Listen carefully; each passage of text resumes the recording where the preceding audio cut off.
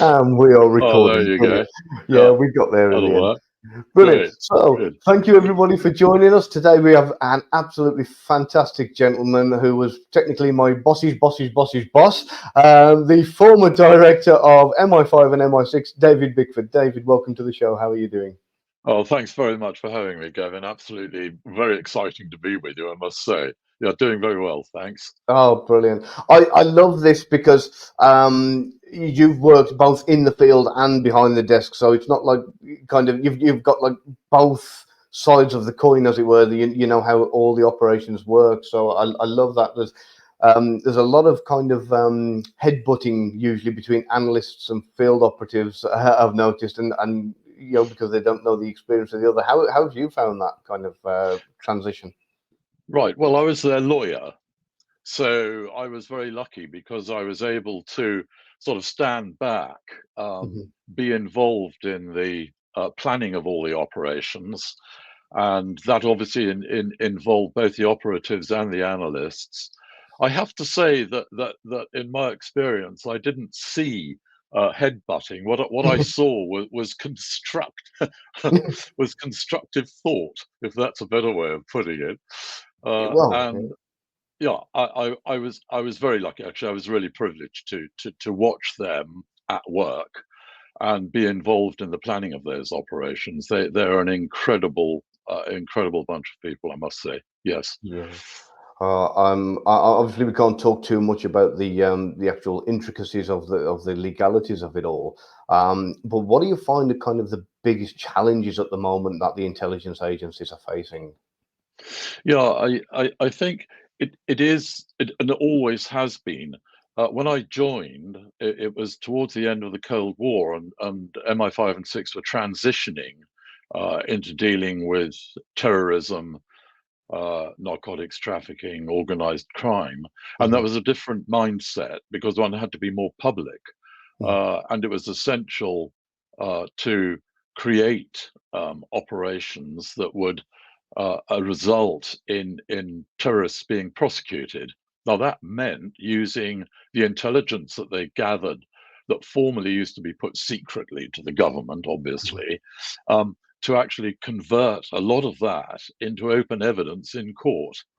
Now that created a challenge, and the first challenge was nobody talked about MI5 and MI6 in those days. Yeah. so, so the first thing we had to do was to legislate for them, and that was very interesting because, needless to say, Whitehall doesn't particularly like having secrets opened.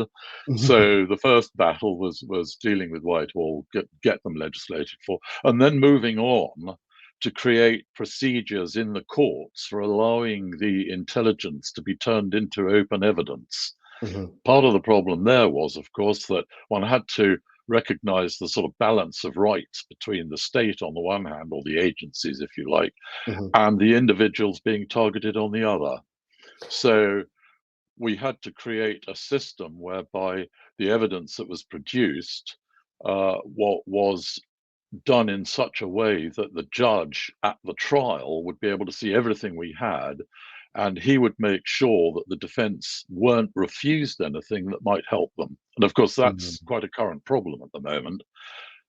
That situation goes all the way through to today in terms of prosecuting terrorists, operating in such a way as to convert that intelligence into evidence. Yeah.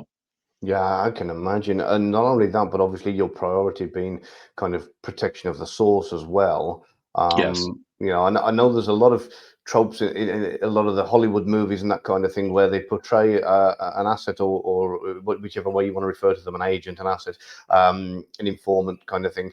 They portray them as being kind of pushed around and kind of Mm. mistreated and manhandled and forced into giving information. And in truth, that's actually far from it. It's actually more the opposite, isn't it? They're kind of usually very well looked after. Yeah, couldn't agree with you more. In fact, I mean, one of the jobs of the lawyers was to work with the operational officers to create regulations. Now, that sounds rather strange in an intelligence agency, but regulations that governed the use of agents. no, you can't push them around, and no, you've got to treat them properly, and no, you've got to protect them. Yes, and protection of agents is absolutely crucial, of course. Oh, yeah, of course. And I mean, the other side of it is, you have intelligence officers going into buildings, planting eavesdropping devices, and when they do that, they have to bear in mind that they might actually be giving evidence at some stage. So they then have not only to report on how they did it operationally, but they've also got to keep a journal as to how they did it, so that if it goes to court, the judge will have a look to make absolutely sure that nobody was planting anything or doing something they shouldn't have done.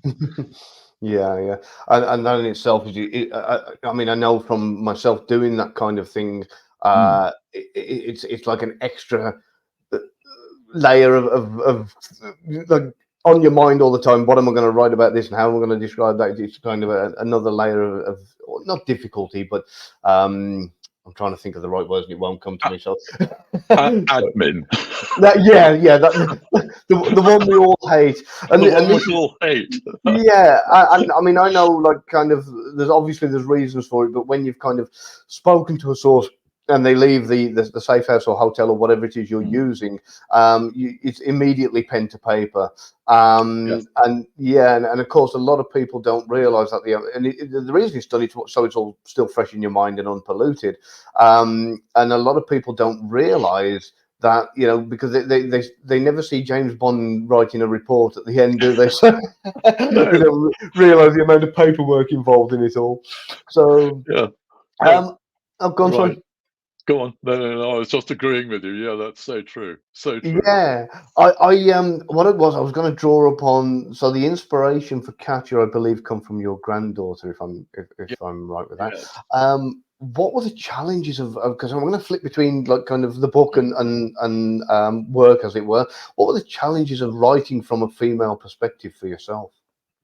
Well, I've been married for nearly 60 years, so Overqualified then. overqualified, absolutely. Yeah, and also we're writing about a Russian, and I was very lucky because I've met Russians obviously throughout my career a lot, and certainly in Berlin when we were operating during the Cold War alongside the Russians. So very interesting watching their characteristics, and creating Katya to be. She's conflicted in the sense that she was brought up by a KGB colonel who was absolutely driven to make sure that she joined the intelligence agencies, and he drove her very hard. He was a very nasty man indeed. And on the other hand, her mother, who is a Bolshoi ballet prima ballerina, who loves the sort of life of glamour. So Katja's conflicted in that sense right from the get-go. Oh, So wow. throughout these stories, one sort of has her in that conflict, let alone the danger she's in and the lessons she's learned from her father as to how to cope with that danger. She was trained by the FSB, first of all, and had a slightly, if you might say, more brutal upbringing before she joined G8. G8 was set at the time when Russia was part of the G8 group of countries, and that showed the other side of it, showed the cooperation between the nations, and of course that brings in Katya's conflict of having been, as it were, trained by the FSB in slightly more brutal methods than the G8 training. So throughout it, she not only has the dangers that she meets, and there are some pretty terrifying people, but she also has this problem, as it were, throughout as to how she deals with them in a way that's, quote, democratic, unquote, rather than one might believe would be the case in the Putin regime. Yeah, no doubt. I love that kind of internal conflict you've created there from the get-go, which is, it makes the character obviously very, very relatable because it's very much true to life in so many ways for probably pretty much the majority of the planet. Yes. That's not to say that my granddaughter's like that. No, but it's It's brilliant. interesting that you kind of went down the route of a female protagonist with the book, because again, a lot of people don't realize that we've gone from what was primarily a male dominant Mm. role of intelligence officers to probably about half of them now, at least when I was working, were female. And do you see this as being something that is the future of intelligence, where there will be more female intelligence officers and it will be primarily a female-led role, or do you think it's found its balance now? I think it's probably found its balance. I think that there can be more female officers. I think the balance is ranging around 50-50. Mhm. I found the female officers incredible, quite frankly. I mean, rather like the male officers. I mean, they're all an incredible bunch of people. Um, but what I found fascinating about females, and Katia has this as well, is that ability to think of about 12 different things and bring Mhm. all those strands together into a very, very coherent conclusion, which I think males tend to think in a single line. If I could put it that way, I found it fascinating with the way females could do that. And of course, the other thing is that females have a very natural ability to get on with people in a way. They draw them Yeah. in. They draw them in. There are definitely advantages that female operatives can use in the field, where, especially in safety situations, anything from even kind of hitching a lift off a stranger to going to approaching another female stranger and saying, "Hey, can you help me out? Because I think someone's Mm. following me." There's so much that a woman can definitely get away with, more so than what a male counterpart would. That's my personal opinion. I'll probably get into Yeah. trouble for that in Yeah. 10 years' time.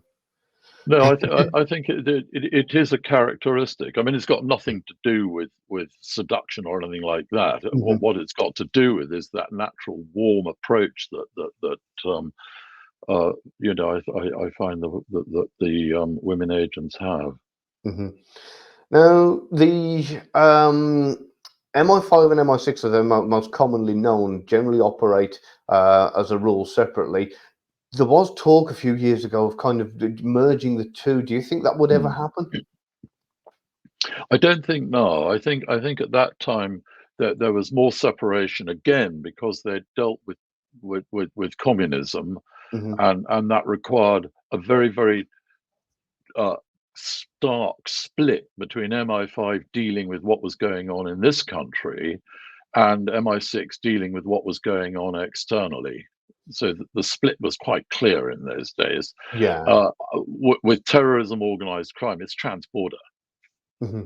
Borders do not mean anything to terrorists, and No, no. so the conjoining isn't absolutely necessary because now they have a number of joint organizations Hmm. that deal with bringing together both the intelligence, the organization, the administration of these agencies that make the working together a much more seamless time than it used to be.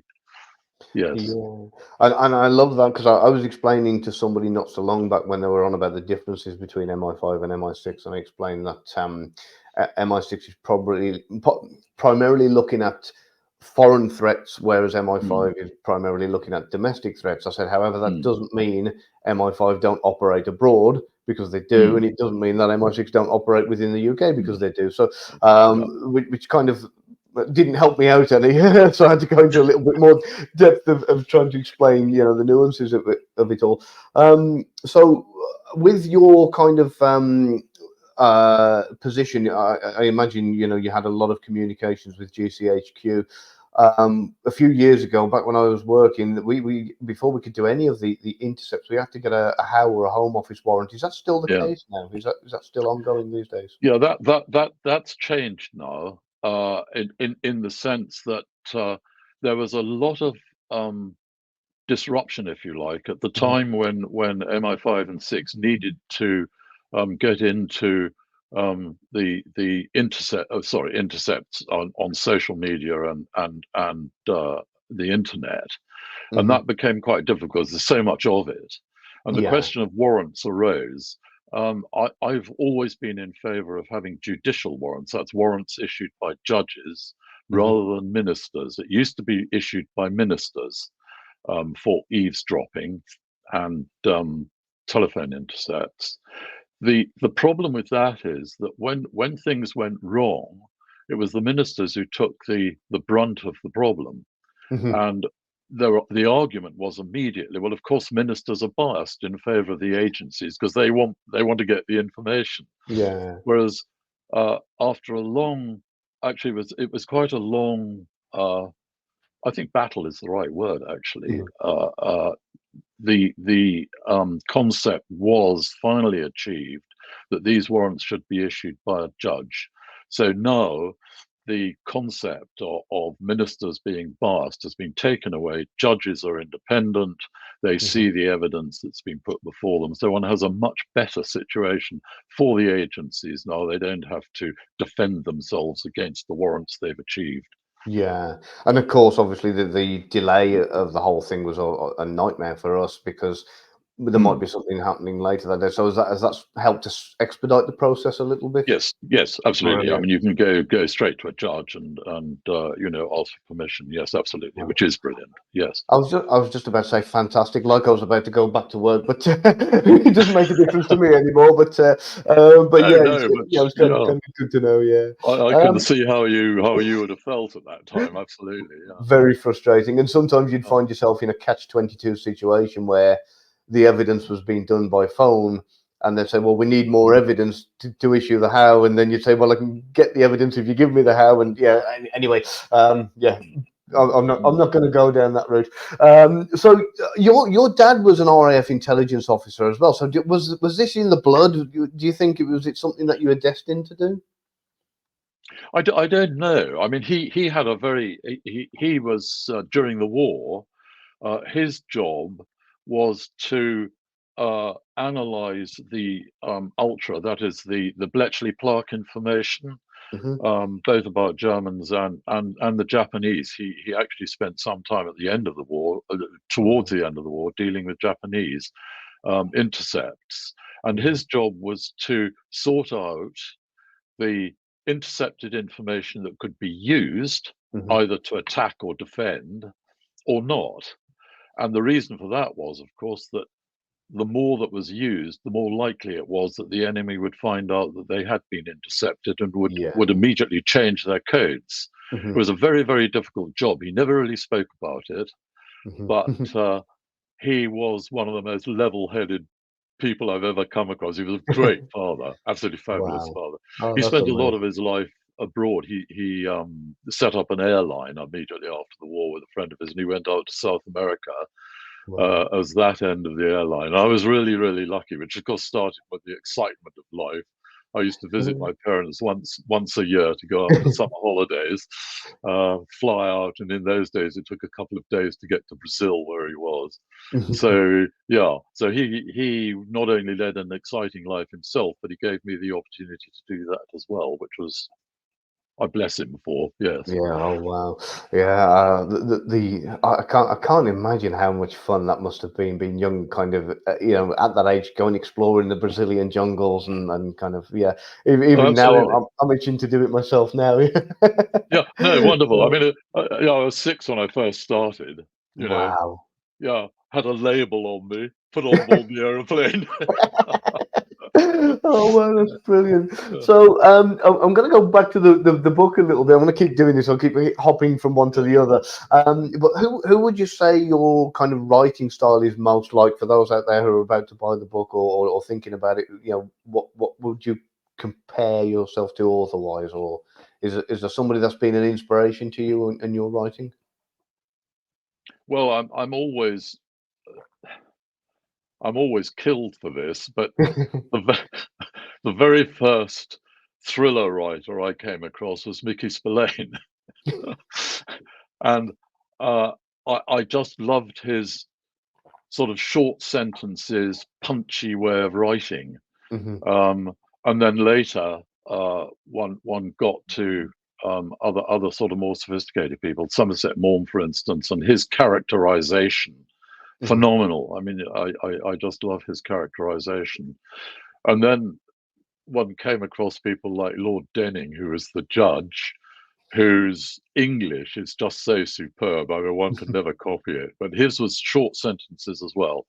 So Yeah, that I like short sentences. I like trying to be punchy. Yeah.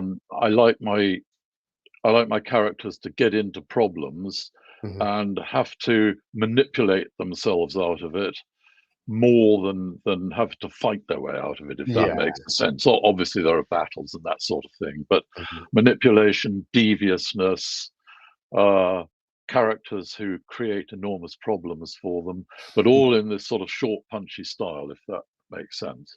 Yeah, I do like this. I love the cover design as well. By the way, did you have a hand in the cover design yourself, No, I or didn't. No, yeah? they were done by Coincidink. Yeah, Oh, who, well, who they did a fantastic job. I really love that. yeah, So, yeah. Well, uh, they're Coincidink are superb, I must say. They've done fantastically well for us, and the designs of the covers are superb, I must say. Thank you oh, very much definitely. for that. No, yeah, no problem at all. When I first started reading it, I got to the bit where Katia lands at the airport. I'm not going to give too much of the plot away. I don't want to spoil it for Sure. anybody. But she makes a little faux pas and does and we've all anybody who's worked in the field, they've all done it. Then afterwards, they go, oh, why did I say that? But yeah, Yes. so Yes.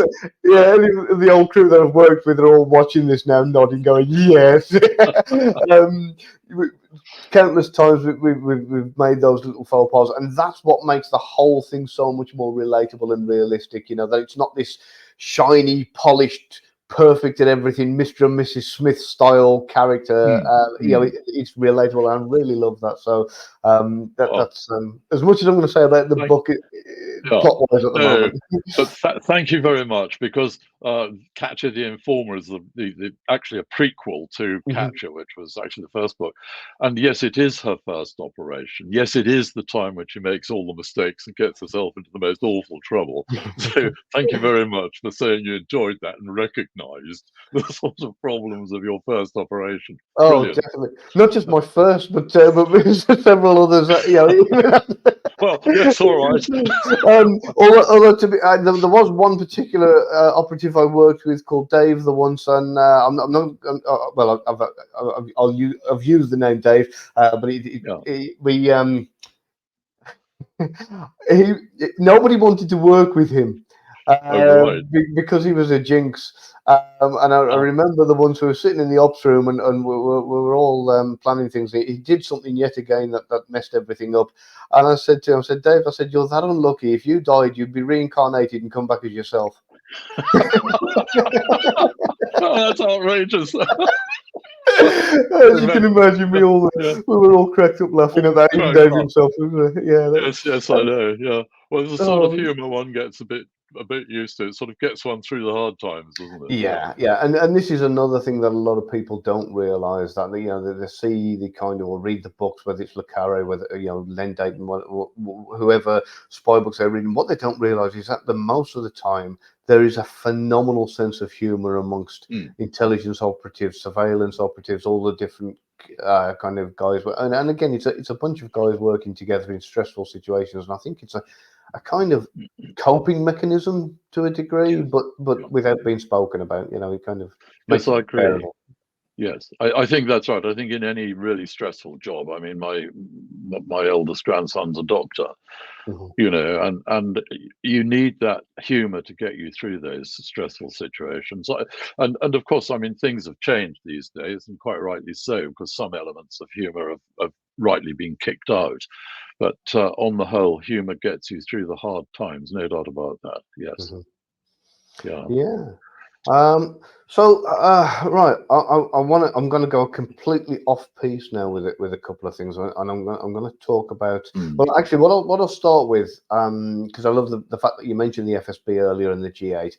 What I'll start with is this misconception that Russia's over here and the West is over here, and we don't talk to each other at all, and that there's no communication, and that we, kind of, it's everybody spying on everybody, and there is actually certain open lines of communication between the two countries that, uh, even though they're kind of enemy states, as it were, if we come across information that is going to be a threat to them, we will pass it on. And so it's not just kind of bad guys versus good guys as the world kind of sees it. It's not that black and white. Well, I mean, from my perspective, I think that hearts and minds are absolutely vital in any situation, whether it's counterterrorism, whether it's international relations. One has to try and create a situation where the two sides are talking one way or another. And I think that as far as Russia is concerned at the moment, there's a whole raft of people out there who do not want the sort of life that Putin is giving them. They want a lot more than that. I don't say they want a democratic freedom, because not everybody sees democracy in the same way, quite obviously. But I do think that from our perspective, as sort of the population, if you like, I think the more we can try and reach out to Russians and say, yeah, you are welcome. Yes, come and try and understand our way of life, and we'll do more to understand your way of life. Yeah, sure. I think there's absolutely everything to be done to do that, and I think we should do it. Yes. Brilliant. Yeah, I fully agree, and I think as far as like kind of travel to other countries, as far as it's concerned, or I don't believe in a borderless world. I've got to admit that there needs to be some kind of regulation, but at the same time, I think it should definitely be a lot easier for kind of cooperation between as many countries as we can, for sure. Yeah, so we sit on our borders and sort of tend to ignore there's an internet out there where everybody is talking to everybody else. There's they're trading across it, they're financing across it, they're doing everything. The only thing that, as far as I can see, borders do is these days is create problems with immigration and emigration. Yeah. Yes, you're absolutely right. I couldn't agree with you more. I mean, going back, dealing with the Americans in the early days of fighting the narcotics trafficking coming up from South America through the Caribbean to Miami and into the States. International cooperation was absolutely vital at that stage and always will be. Yeah. Yeah, definitely. I'm trying to choose my words carefully. I was about to say something, but I won't. I'll leave it. Maybe off the air. Yeah,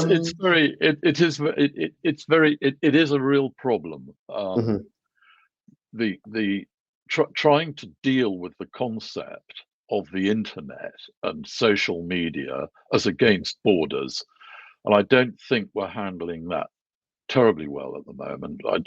Anybody, largely because it's so new. I mean, it's like all these new things. One's trying to grapple with it to come to some sort of sensible conclusion. Everybody's working hard to it anyway, I know. Oh, of course. There's a lot going on behind the scenes that people don't know about. And like you say, the problem is with the internet and the way it's growing exponentially. We're in a position where we're always behind the curve. By the time we've thought of a possible legislation for something or a possible means of dealing with something, it's expired and gone to the next level. So yeah, catching up is going to be a difficult operation, as it were. But I think at some point it will plateau, and we will be able to kind of definitely regulate it in a decent way. I reckon. Yeah, things always plateau. I mean, one has these sort of massive upheavals. I went through the Cold War and Berlin, and people were still being shot coming over the wall in Berlin. And I mean, really, you look back now and you think, really, you can walk through the Brandenburg Gate in Berlin and have a laugh with all one's German friends. So, yes, things change. Yeah. Oh, definitely. Yeah. Right. I've got my list of questions all over the place, and I've been asking them all in the wrong bloody order, so I've lost track of where I went. So yeah, so the working with the Americans, and I don't know whether, because I actually spent most of my career as a contractor, so I was sent wherever I was told to be. And I always found whenever I went over to the States, they were always a lot more hospitable and kind of did a lot more the host country. And when I was asked, what is it like working with the Americans, I said, oh, it was brilliant. They did a lot more than what the British did for me. And there was a friend of mine, he's an FBI counterintelligence guy. He used to try and recruit Russian spies. And he said, funny, he said, whenever I came to the UK, it was the other way around. They did a lot more for me than my government would do for them. So, have you found that? Yes, the cooperation's huge. It's immense. I mean, my very, very first operation, if you like, from a legal point of view, was there was a guy who was far too wealthy on a small Caribbean island, had gold taps in his bathroom, and that was pretty suspicious. And we asked the FBI to come in and investigate, because we couldn't actually secure a conviction in a small island where this guy was obviously running drugs and immensely wealthy. So we sent in, or the FBI sent in, an agent to get alongside this guy, and we had the first meet. So we wired the agent up, and he went into this guy's property to meet him, ostensibly to set up a drugs run from Colombia.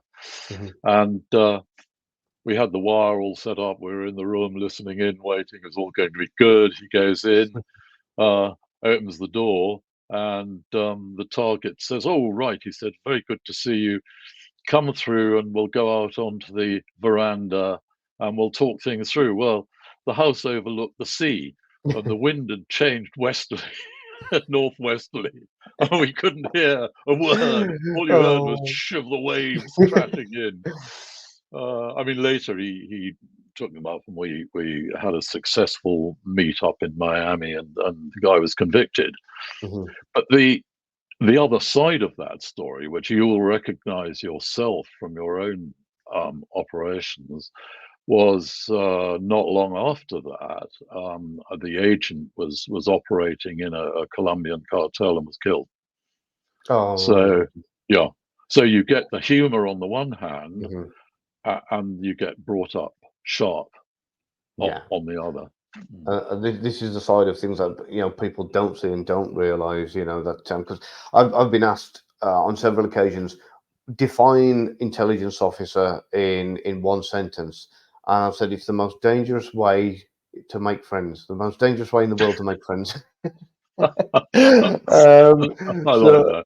And I think that's probably the truth, because what people don't realize is, yes, you are out there to forge a relationship, and that's what it is ultimately with your asset, if you want to call them that, or your source, to forge that relationship with them, but also you're constantly risking more than a slap on the wrist, with everything, not just for you but for your asset as well.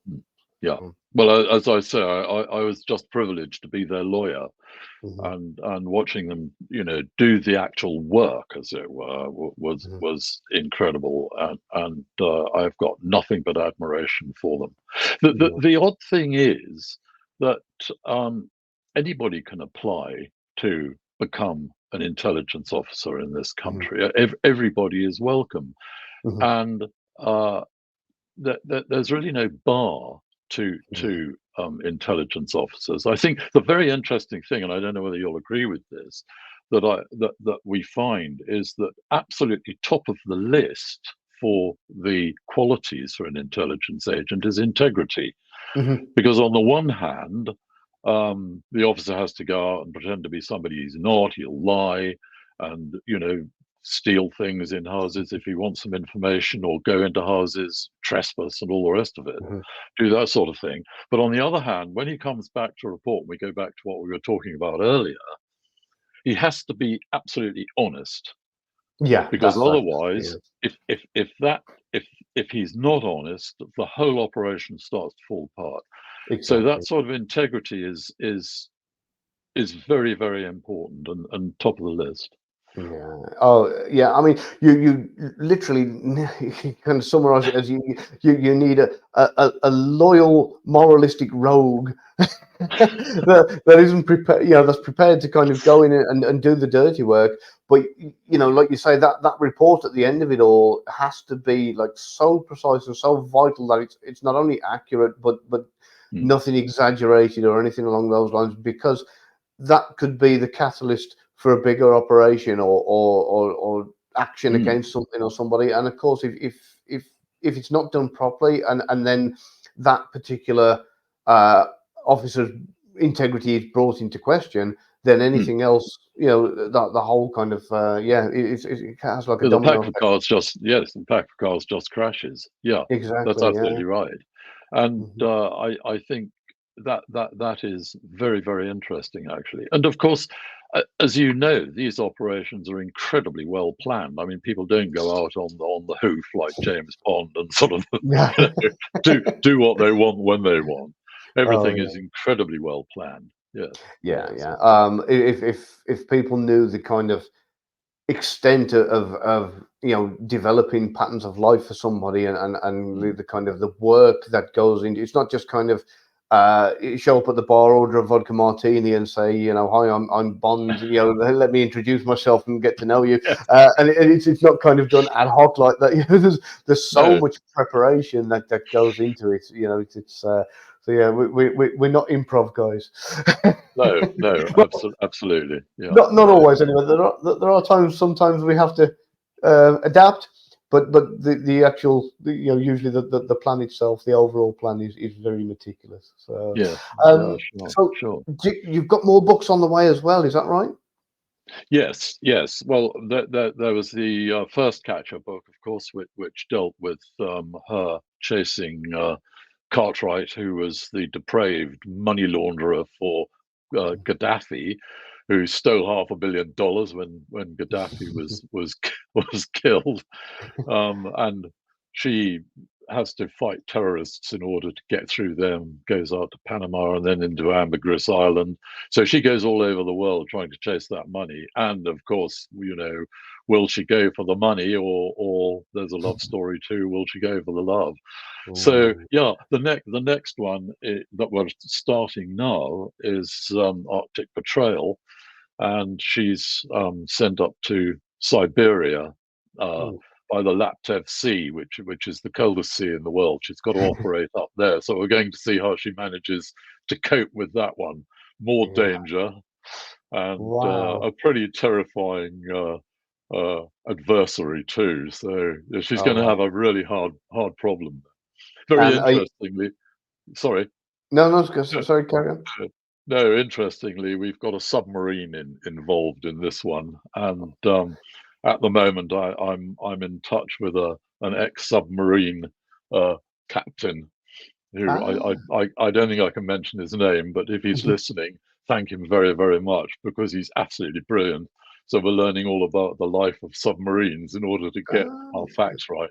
Yeah, Oh fascinating. well, afterwards I'll share some information with you. A friend of mine who actually used to design submarines for the MOD, and Oh, yeah, really? the schematics, everything. So obviously, Brilliant. it'd be, yeah.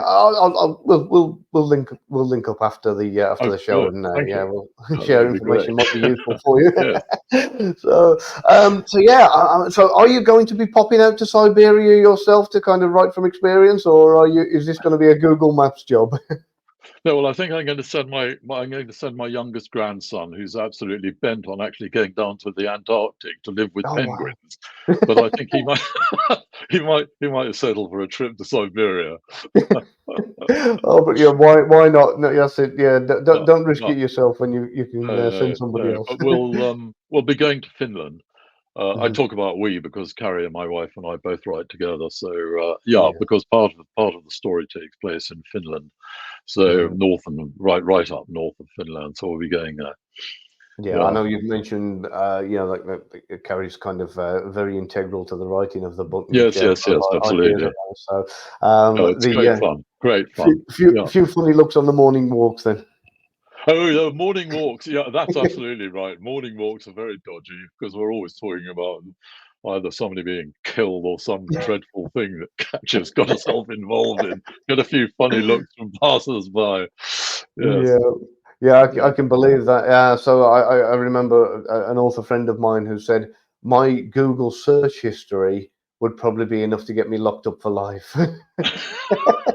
Yes, yes, that's true. I know Uh, one that one has to search. Yeah, it's some pretty hairy stuff. Yes, I agree. oh Yeah. no, yeah. So I mean, research wise, Do you have somebody who you rely on regularly to kind of, you know, I mean, I know a lot of what you've written is written from experience, but when there's something that like the submarine, do you have a default system that you have in place, or do you generally hire somebody else to kind of go out, or what? How do you normally go about doing your research? Good friends. Good friends. Yeah, good friends. Yeah, I mean, for the helicopter sequence in Katia, Carrie said to me, "Look, you can't talk about a helicopter sequence unless you fly." I've done a bit of fixed wing flying, so I went up to do a helicopter lesson, which was absolutely fascinating.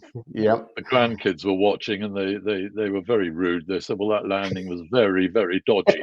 So that's why Katya's landings tend to be very dodgy when she Yeah, lands. it's really surprising. I mean, it's so I explained it to somebody not so long back. It's a bit like having three arms, and you've got to rub your tummy, pat your head, and the other one's got to be holding a broom from the bottom, balancing it. Yes. The balance has got to be so right. And the other thing, I remember, I grew up in an era of, you know, the A Team and Airwolf and that kind of thing. Oh yes. And I remember in Airwolf, you'd see this kind of, they grab the controls and bang it over to one side, and of course it's actually it's nothing like that at all. There's the slightest movement, you know, and the helicopter's going its own way. And I think I've done fixed wing flying as well, which I absolutely love. You know, I started going from PPL a few years ago, and the difference between a fixed wing and a helicopter is quite simple. The fixed wing, you're not fighting against a machine that's trying to kill you with its every movement. That is so right. Yes, and you're right. I mean, those delicate movements, because I've got very large, clumsy hands. So those delicate movements, I must say, that wiped me out for helicopter flying. Absolutely. But on the other hand, of course, it shows. I mean, just going back to Catcher for a moment, it allows one to develop that side of her character, you know, because you've got to be very subtle if you're going to be manipulative, and subtlety goes with this sort of gentleness, you know, the sort of manual dexterity, if you like. Yeah, sorry, go on. No, I love that. Yeah, and I mean, helicopters themselves. You know, the people don't understand the nuances of them anyway. So, so to write Catcher kind of flying that helicopter and bouncing the landings and or you know, that kind of thing. I don't know if she's using the what do they call the collective? like, yeah, you know the safety device where the so. So again, for the majority of people, it's been a few years since I've done any of this. So they think that if an aeroplane, if the engine shuts off, that it'll glide. But if a helicopter, if the engine shuts off, that it'll just drop like a brick. But there's actually a device, and it's and the name of it's driving me crazy now. But it operates by reversing the rotors from the wind speed from dropping. Right. And what happens is at the end that the kind of you pull the collective in a way that it kind of at the last minute gives you a downdraft and softens the landing. Right. Oh, that's interesting. Yeah. So if the engine cuts out completely, you kind of switch the rotors onto. You can use there's like a chain brake that you can use to stop them and then let them go, and the wind will then start to, as it's dropping, will start to spin the rotors. Start to spin the rotors. That's interesting. Well, my instructor didn't tell me that. He probably thought that if he did, I wouldn't get in and start the flying. Fair enough, yeah. So, but once it's got the speed up, you see, you can then kind of because the rotor blades, the angles change. So as they're one way to kind of the wind with the wind blowing them, you can pull the collective up, change them the other way, and then it'll create that last bit of downdraft from the what's been created from the dropping force, as it were. I don't know. I can't even remember half the correct terminology, but it'll just soften that landing and be absorbed by the skids as you hit the ground. That's really interesting to know. Well, certainly Katya never bothered with that. She just dumped it down. That's it. It's not necessarily the hardest part, but potentially the most expensive. Mostly, yes, absolutely, yes, right. So yeah, and is this going to be an ongoing series? Do you think, or do you think maybe you might try your hand as a new character as well, or do you think now that Katya's developed, you're going to continue? Yeah, we'll keep going. I mean, we've got one already written actually, which scopes Lev, who's the Russian director of G8. He's very close to Katia, and he knew her when she was growing up. We've got one written that deals with Lev's existence in Berlin just prior to the Afghan war, which is that's a really good fun novel or thriller, but we're holding that one back because we think we've got another book for Katia after Trail. I see. Brilliant. Oh, well, I'm excited. It'd be nice to get a pre-publication glance, an advance reader copy. Have a little read through it when you're about to. I'll definitely make sure that happens. Fantastic, thank you. So yeah, I think we're coming up to the hour. So obviously, I'm aware of your time, and so I'll let you get going. But is there anything as a dreadful host that I should have asked that I forgot to ask, and you'd like to say to everybody? No, absolutely not. It's just to say thank you. So it's been a real pleasure. Absolutely, thank you so much. Reminds me of talking to some of the guys and girls. Well, I'm not allowed to say, well, women and men in the agencies. So thank you very much indeed. No problem. Thank you for joining us. Okay, Gavin. Fine. Bye now. Bye.